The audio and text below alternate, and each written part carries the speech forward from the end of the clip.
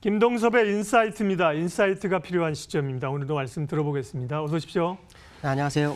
예, 나올 만한 카드는 일단 다 1차적으로 좀 나온 것 같습니다. 그거를 이제 인시하면서 조금 오른 거에 대한 흥분을 가라앉힐 거냐, 아니면 생각보다 빠르게 강하게 나올 수 있는 상승 반등에 대비하는 것이 좋은가. 예, 고민입니다. 어떻게 보세요? 저는 시장에 대해서 지난번 조정을 얘기했었고요. 그리고 이제 바닥에서 매수를 얘기했고 상승을 얘기하고 있습니다. 시장을 보시는 분들이 짧게 시장을 접근하신 분들은 잘 모르실 거고요. 10년에서 20년 매매하신 분들은 이러한 주식시장이 한 번 있었어요. 2008년도에 한 번 있었고요. 하락은 빠르게, 그 다음에 상승은 천천히 갑니다. 그래서 숏, 롱 이렇게 이런 표현도 쓰죠. 하락의 깊이가 굉장히 빨리 들어왔어요. 그리고 미국에서 정말 가장 빠른 속도로 금리를 제로금리로 끌고 가고 또 양적 완화하고 또 재정정책 2조 달러. 이 국민 1인당 1200불씩 지급한다고 하죠. 어마어마한 돈입니다. 아마 시장에 돈이 넘쳐나죠. 물론 그 돈이 모든 국민한테 다 가지는 않을 겁니다. 자, 그러나 중요한 것은 뭐냐면 일단 시장에 쓸 수 있는 카드는 다 썼습니다. 1차라고 하기도 어렵고요. 쓸 수 있는 카드는 없습니다. 그냥 돈을 푸는 거 외에는 거의 없습니다. 근데 재정정책과 통화정책이 같이 가게 되면 지수는 과거 사례를 보면 꼭 반등을 했어요. 제가 볼 때는 이 시장을 빠르게 끌고 가지 않을 겁니다. 물론 V자 반등도 생각할 수 있죠. 빠르게 빠졌으니까. 그러나 그렇게 V자로 간다면 이전 고점을 돌파해서 새로운 영역으로 가고자 하는 의지가 있지 않다면 결국 트럼프가 재선을 하는 데까지 주가를 상승 마인드로 끌고 가는 그런 전략으로 시장을 끌고 가지 않겠냐라는 생각을 합니다. 자, 그렇기 때문에 급격한 반등이 들어와서 시장에서는 반등이 센데 일시로 눌릴 거 아닐까? 뭐 이런 생각할 수도 있겠지만 눌려도 크게 눌리지는 않을 것 같다는 생각을 합니다. 적절하게 시장을 이끌고 갈 거라고 예상이 들고 있고요. 물론 주가는 항상 상승만 하고 항상 하락만 하지 않습니다. 일단 급한 하락 후 반등이 일부 들어왔고 그 후에 시장의 방향성을 논하는 현재 위치라면 천천히 롱 포지션으로 가는 그런 것이 사실은 투자가들한테 더 좋습니다.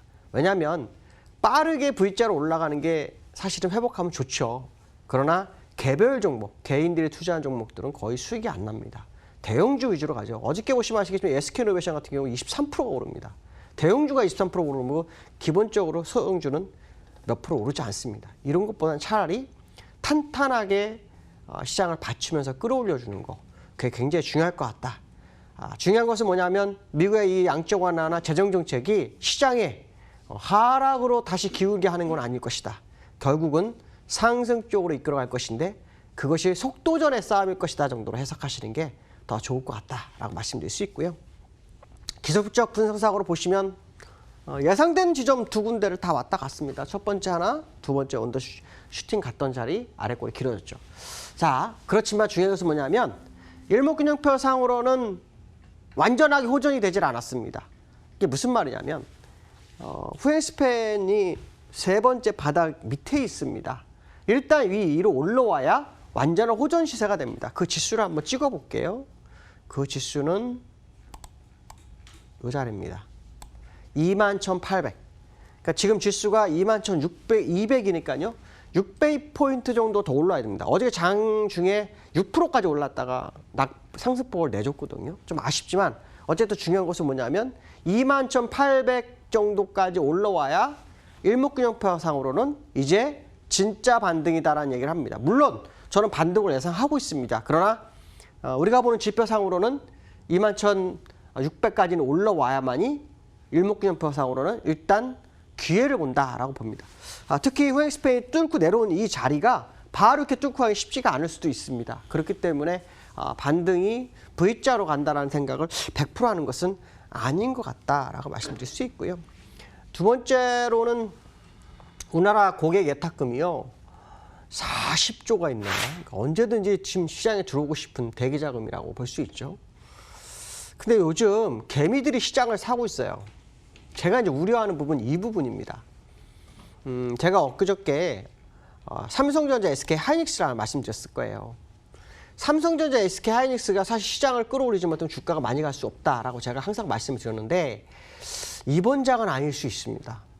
이게 무슨 말이냐면요. 이 대기 자금이 분명히 시장에 들어오는데 삼성전자, SK하이닉스로 몰리고 있거든요. 그러면 개미들이 몰리는 종목은 절대 주가가 안 갑니다. 그래서 저는 어쩌면은 차화정이 새로운 대세로 시장에 방향성을 주지 않겠냐. 만약에 내 자금이 대기 자금 안에 있다면 그 자금을 삼성전자, SK하이닉스에 몰고 가는 것은 아닐 것 같다는 생각이 불현듯 듭니다. 물론 삼성전자, SK하이닉스가 우리나라 시장의 대표적인 종목이고 투톱이기 때문에 그쪽으로 할지에 대한 부분인데 이 개인 투자가를 저가 매수를 분명히 하는 건 맞습니다. 문제는 종목 싸움인데 제가 볼 때 삼성전자, SK하이닉스 아닌 것 같다는 생각이 자꾸 듭니다. 물론 제가 틀릴 수 있습니다. 근데 요 근래 흐름상으로 보면 어저께 100포인트 정도 올라서는데요. 삼성전자가 5% 가다 2%로 밀려버렸습니다. 그리고 차화정 금융주가 가던 모습이 나왔다는 거죠. 이런 부분들이 저는 사실 개인 투자가들 잘못 매매 아닌가 하니까 이런 걱정이 됩니다. 대기 매수가 아무리 많아도요. 종목을 잘못 쌓아가지고 엉뚱한 종목에 가보면 이 대기 자금 굉장히 힘들죠. 그러니까 개인 투자자 입장으로서는 저가 매수를 잘해야 되는 자리고 종목을 잘 선택해야 되는 게 맞는 것 같다. 중요한 것은 대기 매수가 많다는 것은 시장이 상승할 수 있는 힘이 존재한다라는 걸 해석을 한다는 거죠. 그렇기 때문에 현재 상태로 삼성전자, SK하이닉스를 다시 한번 좀 볼까 합니다. 삼성 SK하이닉스를 보시면요. 아주 중요한 가격이 왔습니다. 지금 보시면 제가 이 파란색 선 하나 이렇게 그어놨잖아요. 후행 스팬이 그 안에 일단 와 있다가 깨졌다 올라왔어요. 여기서 더 가봐야 사실은 62,000원에서 65,000원인데 지금 상황으로 보면 거기까지 가기는 굉장히 힘들 것 같습니다. 지금 다른 종목들은 저점에서 새롭게 새싹이 돋는 그런 상태인데 삼성전자는 고점에 와 있는 모습이거든요. 일목기점표상으로 갈 수 있는 공간이 그렇게 크지가 않습니다. 자, 그렇다면 시장의 대기 자금은 다른 종목으로 가는 게 맞는 것 같다는 해석을 꼭 해드리고 싶습니다. 제가 대기 자금을 보면서 정말 주가가 갈 수 있습니다. 이 얘기를 해주고 싶었지만 사실 그 얘기는 할 수가 없습니다. 왜냐하면 지금 15조, 16조 들어온 돈이 전부 삼성전자, SK하이닉스 몰리는데 거기에 대해서 외국인은 팔고 있거든요. 외국인이 끌어올리지 않으면 그거 못 갑니다. 절대로. 근데 기관자 슬금슬금 버리거든요. 그럼 개미만 그 물량을 다 받아버리고 대기 자금이 들어왔지만 이익은 못 보고 기관이나 외국인이 끌어올리는 종목으로 시장 가버리면 그때는 아무 소용이 없잖아요. 그러니까 그 부분에 있어서 종목 선택에 대한 부분을 정확하게 좀 하시는 게 좋겠다라고 말씀드릴 수 있고요. 그 다음에 우리나라 지수가요. 1700을 한순간에 올라왔어요. 이틀 만에 올랐습니다. 이틀 만에 100포인트씩 2번 올랐죠. 제가 볼 때는 코스피보다는 코스닥에서 방향성이 나올 거라고 저는 보고 있는데요. 그래서 오늘 코스피와 코스닥 같이 좀 보여드릴까 할게요. 일단 코스피는 대형주 중에서는 삼성 SK하이닉스가 일단 더 빠지지 않는 정도에서 있을 거라고 예상하고 있고 다른 종목이 올라올 거라고 보고 있고요. 기술적으로 보시면은 지금 이게 주봉이에요. 주봉상으로 보시면 갈 의지가 있으면요. 요 정도까지 이번 주에 마무리하면 좋겠어요. 1799요. 물론 오늘하고 내일밖에 없죠. 하지만 거기까지 올라와주면 일단 더 좋다. 그래서 오늘 마지막까지 시장의 모습은 좀 지켜볼 필요성이 있다라고 말씀드릴 수 있고요. 그 다음에 코스닥을 저는 굉장히 관심을 많이 보고 있습니다. 죄송합니다. 잘못 했네요. 코스닥 지수가 바뀌었네요. 네, 코스닥 지수를 제가 보고 있는데요.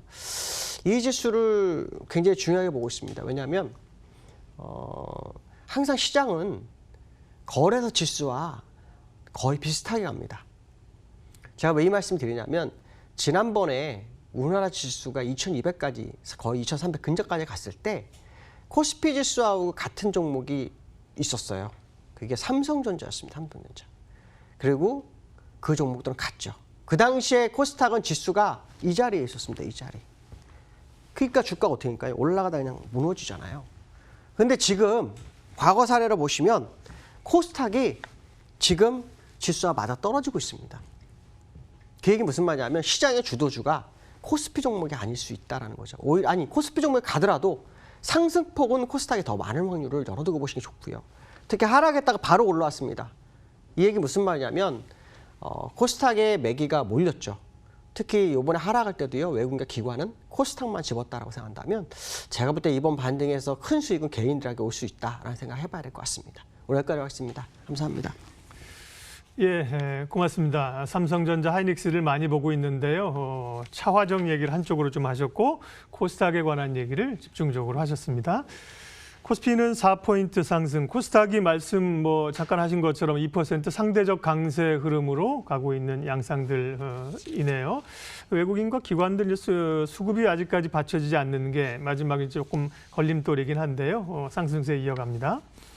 시장 공감 10 오늘은 여기까지 하겠습니다. 워낙 큰 변동성 장세에서 마음이 흔들렸던 분들은 또 지나고 나면 후회를 하게 되죠. 중심 잘 잡으시기 바랍니다. 함께해 주셔서 고맙습니다.